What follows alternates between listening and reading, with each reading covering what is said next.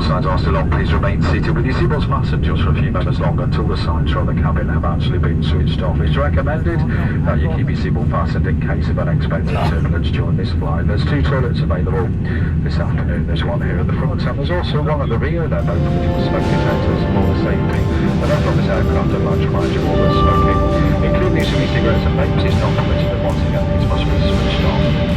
During the flight, we'd like to give the opportunity to buy something to eat or drink. We have a wide range of hot drinks, soft drinks, beers, wine, spirits, a range of savory and sweet snacks, and there's also a range of meal deals on board where you can save money when you buy items together. This does include 2 beers, 2 wines or 2 spirits. There's also a hot drink and a snack deal. And various other meal deals on board, as I said, as you can save, you can also save money.